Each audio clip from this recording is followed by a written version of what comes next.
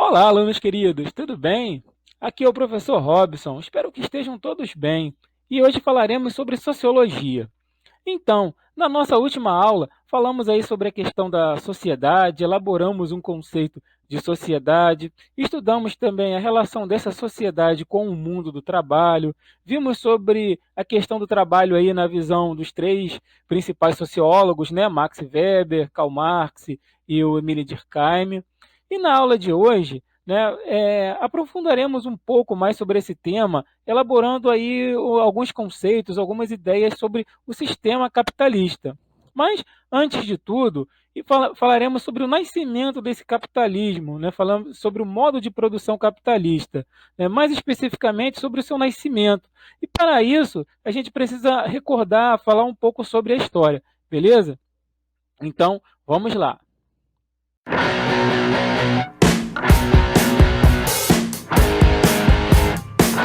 Então, meus queridos alunos, se vocês se recordam lá das primeiras aulas de história, né, vocês vão perceber que os primeiros agrupamentos humanos, né, era necessária a organização de modos de produção, principalmente por uma questão de sobrevivência.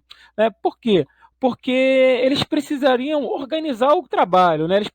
Eles desenvolviam a agricultura, eles precisariam se organizar aí o modo de organização, a agricultura, né, para o desenvolvimento aí da sociedade. Com o passar do tempo, as sociedades elas vão ficando cada vez mais complexas.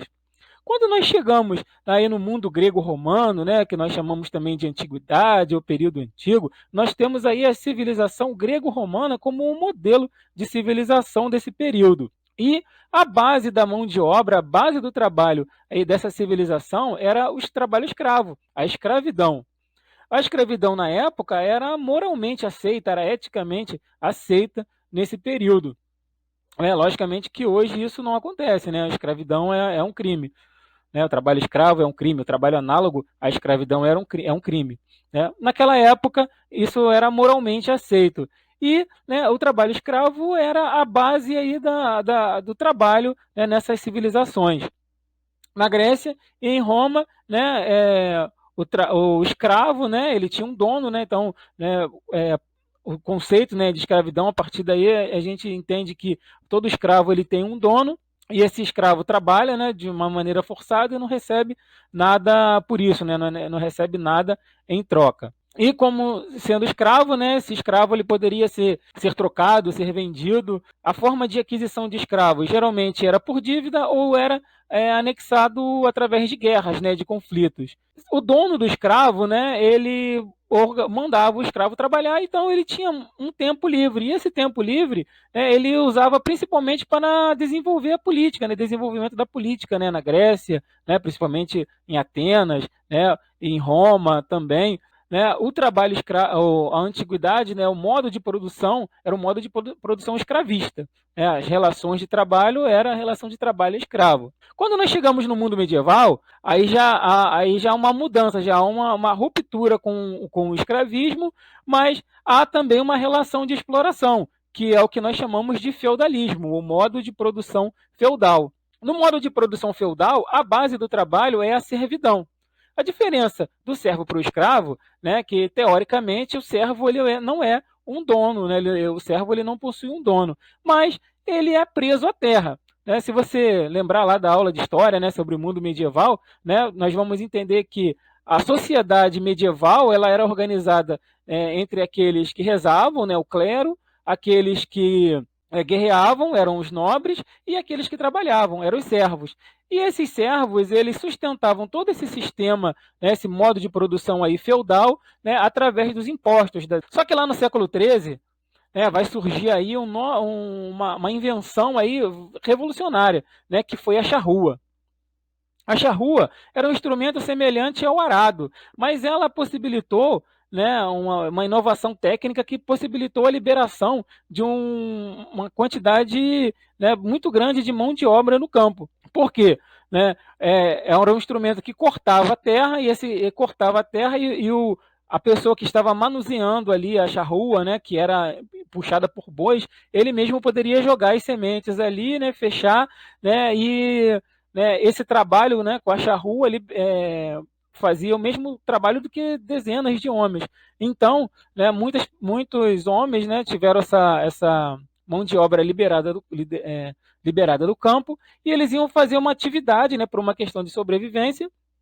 Eles iriam praticar uma atividade que era proibida pela igreja na época, mas que era o único meio de sobrevivência deles, que era o comércio, né? Praticar o comércio para obtenção de lucro. Então, a partir daí, começam a surgir as feiras, né, na Idade Média, né, as feiras medievais. Uma localização, né, interessante, né, para você colocar uma feira era justamente no cruzamento das rotas comerciais, no cruzamento dos caminhos, né, onde havia uma maior circulação de pessoas.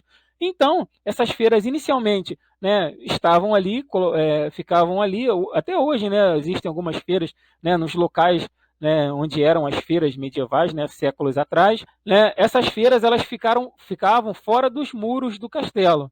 E a nobreza, né, passou a chamar o local, né, onde se organizavam essas feiras de burgos. Logo, quem estava morando no burgo, né, eram os burgueses. Então, né, surgiu aí essa ideia de burgueses, né, como sinônimo de comerciantes. Logo,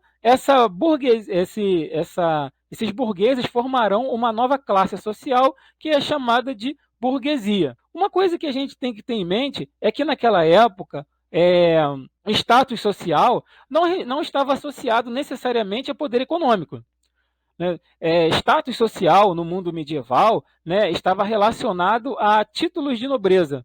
Então, né, não necessariamente a poder econômico. E isso, né, que a burguesia, quando ela vai se consolidar como classe, eles vão querer mudar. Né, lá no século XIII, século XIV, também há o declínio do feudalismo, né, a estrutura, né, do feudalismo, né, ela também ela entra em declínio por uma série de questões do nosso vídeo anterior sobre declínio do feudalismo, que eu vou colocar aí na descrição para vocês darem uma olhada. Mas essa burguesia ela vai começar a impor a sua visão de mundo, principalmente num aspecto aí cultural, né? Nós temos aí a partir do século XIV, século XV, o fenômeno chamado renascimento cultural, um fato histórico muito importante, né? Principalmente lá para as cidades italianas, onde havia ali um grande desenvolvimento econômico e cultural, né? Principalmente as cidades de Gênova e Florença, que eram regiões de entrepostos comerciais, onde circulavam um grande número de pessoas com poder econômico, mas também muitas ideias, né, culturas, né, diferentes, estavam ali presentes ali nessas cidades italianas. Então, e aí a burguesia, né, naquela época, ela começa a impor a sua visão de mundo, né, principalmente através do financiamento de obras artísticas, né, do patrocínio de alguns artistas, né, esses burgueses que financiavam, né, a cultura, né, eram chamados aí de mecenas. Dessa forma, queridos alunos aí, é, a formação da burguesia ela vai caminhar em paralelo com aí o nascimento do modo de produção capitalista, né? Então, há o declínio do feudalismo e a ascensão da burguesia e também de um novo modo de produção, o modo de produção capitalista. A expansão territorial do modo de produção capitalista ela vai se dar, né, através da aliança da burguesia com os reis. Então, né, os reis, né, o poder real ele existiu aí durante o mundo medieval, mas só que era circunscrito ali ao feudo, né, do rei, né? Então o rei, né, ele tinha o poder só sobre o seu feudo. Por isso que no mundo medieval o poder político, né, a característica do poder político era o poder descentralizado, né? O rei, cada senhor feudal mandava aí no seu feudo. Com o poder econômico da burguesia, os burgueses eles passam a financiar um exército regular para o rei. E esse rei, com um exército regular, né, que os soldados recebiam o soldo, né, eles começa a invadir novos territórios, começa a expandir, né, os domínios do rei. Mas por quê? Né, você pode me perguntar. Né? Era um negócio interessante tanto para o rei quanto para a burguesia. Por quê? A burguesia ela ganhava, né, com a unificação das moedas, né? Cada senhor feudal, né, ele tinha a sua moeda. Com a expansão né, do rei, né, o rei começa a dominar um território cada vez mais vasto, né, e ele trabalha nessa unificação monetária, na unificação da moeda. Isso facilita, né, o trabalho da burguesia, né, a organização econômica aí dos burgueses. E para o rei também era interessante porque ele expandia o seu território e ficava cada vez mais poderoso. Então, né, nesse início aí do capitalismo, né, do modo de produção capitalista, né, ele vai ser marcado por uma aliança do poder econômico representado pela burguesia e o poder político representado pelo rei. Nós vamos ver isso sobre vários aspectos, né, sobre vários fatos históricos, né, por exemplo, as grandes navegações, né, onde a burguesia precisava expandir seus mercados, né, econômicos, né, expandir para novos territórios, novos mercados consumidores, né, a construção da caravela não era uma coisa muito simples na época. Precisava de alguém, né, para administrar todo aquele empreendimento. E o administrador desse empreendimento era o rei. E ele pegava o poder econômico da burguesia, né, para conseguir financiar aí essas grandes obras.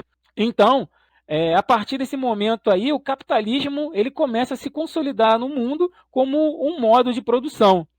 Nessa fase aí do século XVI, XVII, né, até o século XVIII, né, o sistema capitalista ele pode ser caracterizado como um capitalismo mercantil, né, o capitalismo baseado nas ideias do mercantilismo, né, do poder absoluto dos reis. O rei ele tinha o poder absoluto, né, era o absolutista, havia uma ausência aí dos poderes que nós conhecemos hoje, né, tudo era, né, personificado aí na figura do rei, né, o executivo, o legislativo, o judiciário.